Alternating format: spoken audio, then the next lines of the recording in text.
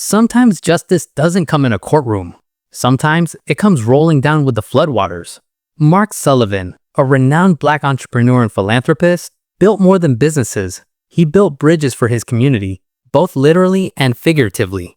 But when a spiteful neighbor named Karen weaponized her HOA connections, destruction and vengeance washed over their peaceful lakeside neighborhood. This is the true story of a man's quest to do right for his neighbors, and the chain of events that forced him into a choice: let prejudice win, or take control when nature itself turned against his enemies. Stick around to see how a single act of injustice unraveled into a flood of epic proportions. Mark Sullivan's story started years earlier, grounded in a childhood scarred by tragedy. Growing up, Mark learned the value of acting fast and helping others. His mother passed away while stranded in an ambulance, stuck in traffic on a critical day the city's old roads failed them. This searing memory shaped the rest of his life. Mark soared to success, using his textile and real estate fortune to support the community in countless ways, especially folks who'd fallen through the cracks. So when he moved into the peaceful lakeside neighborhood, he came with a mission: connect people, give back, and ensure history didn't repeat itself. Seeing how the city's winding, crowded lanes left outlying families at risk, Mark personally funded and oversaw the construction of a modest but sturdy bridge over the lake, a shortcut from the community to the hospital, sure to save precious minutes in any emergency. Residents, especially the elderly and families with young kids, celebrated. Yet as the bridge rose, so too did resentment from Karen, the powerful HOA president whose luxury resort overlooked the shoreline. For Karen, every detail had to be pristine. Her guests demanded it. As soon as Mark's bridge neared completion, she argued it ruined the natural view and diminished her property's allure. She began a campaign, starting with complaints and escalated to threats, insisting he'd violated HOA guidelines.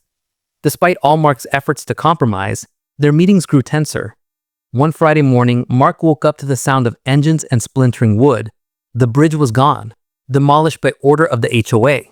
Mark was devastated, but more than that, he was angry. He remembered his mother, the sacrifices he'd made for this community, and wondered, was all his goodwill for nothing? The bridge's destruction hit the neighborhood hard. Families were forced back onto dangerous roads, frustration simmered, and whispers of injustice spread. Many quietly blamed Mark's background for Karen's aggression. She'd thrown subtle barbs about protecting property values and keeping standards high. Mark kept quiet, refusing to stoop to the level of his critics. Privately, though, he felt every bit of the isolation, his decades of achievements suddenly ignored in the face of prejudice. But Mark also had patience and legal leverage. As the largest landowner along the lake, he controlled the dam on the property's upstream edge, a legacy from a previous owner. It was a position of responsibility, but also immense power. Typically, Mark ensured the lake's water was stable, caressed by careful routine releases. When the rainy season hit, clouds stacked and thunder rolled in night after night, bringing levels up to the brink. Karen, obsessed with her resort's bookings and the pristine lakeview she'd fought to preserve, never imagined how fragile her domain really was. Mark quietly watched the forecast, remembering how quickly fortunes could change. He reached out to his neighbors, warning them gently about possible high water and checking on evacuation plans just in case. Finally, on a stormy Thursday evening, a particularly brutal storm lingered overhead. Mark took a final walk along the lake's perimeter, noting the swollen banks threatening to overrun Karen's perfectly manicured lawns. Late that night, after ensuring all residents near the water were alerted and prepared, Mark opened the dam's gates. At first, the surge was controlled, but as the sheets of rain intensified, the water moved with a force as relentless as Mark's determination. The lake's level dropped, and a cascade of frothing water barreled towards the resort, flooding manicured gardens and swelling into the guest lounges. It was dramatic, but safe. Mark's warnings ensured no one was put in harm's way. When dawn came, Karen's $2.5 million lakeside resort sat swamped, its foundations compromised and its grounds devastated. The community buzzed with shock, disbelief, and quiet satisfaction at the poetic justice unfolding before them. Karen's outrage was volcanic. She called emergency meetings and blamed Mark relentlessly. Her anger boiled over as the news of the resort's devastation spread, threatening her reputation and finances. She filed police reports, leveled accusations of sabotage, and even dragged Mark into court on charges of reckless endangerment. Parts of the community rallied behind Mark, quietly supporting what they saw as a righteous act in the face of long-standing injustice. Others, swayed by Karen's connections and rhetoric, looked for scapegoats. In the courtroom, Karen's lawyers painted Mark as vengeful, even dangerous. But Mark stood his ground, arguing that he'd followed every safety protocol, prioritized people's well-being, and operated the dam fully within his rights as owner. It was an act of God, he insisted, the culmination of a month of rain, rising waters, and simply doing what needed to be done to keep the area safe. The proceedings dragged on for weeks, with media coverage swirling around issues beyond property lines. Old rumors surfaced about why Mark had built the bridge in the first place, with some voices accusing him of trying to remake the neighborhood for his own interests. But Mark never wavered from the truth.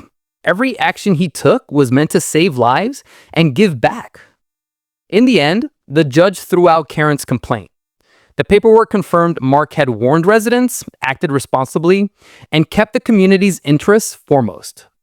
The court acknowledged the racial tensions and the deep-seated divisions that had fueled the conflict, but also recognized that justice sometimes comes in unexpected forms. The aftermath rippled through the Lakeside community, leaving scars, but also sparking change. Karen's resort, though battered, was repairable, but her status was never the same. Rumors and whispers replaced her authority, while guests and residents reevaluated the values they upheld. The bridge was never rebuilt. Instead, new plans emerged for a public passageway, funded by a coalition of grateful neighbors. Mark, for his part, remained dignified and focused. He tirelessly advocated for safer infrastructure and more inclusive decision-making, sometimes attending meetings, often working behind the scenes.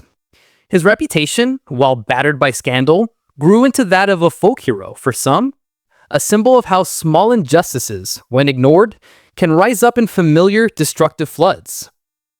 The lesson hit home for many. When good intentions are trampled by prejudice, communities lose. But when the marginalized stand firm, nature itself finds a way to balance the scales. To this day, stories are still told about that summer storm and the flood that washed away more than just money and bricks. It washed away illusions about power, privilege, and who really stands up for what's right. Would you have done the same in Mark's place, against a system stacked against you? Or would you have let Karen's vision for the lake win? The answer shaped not just communities, but history itself.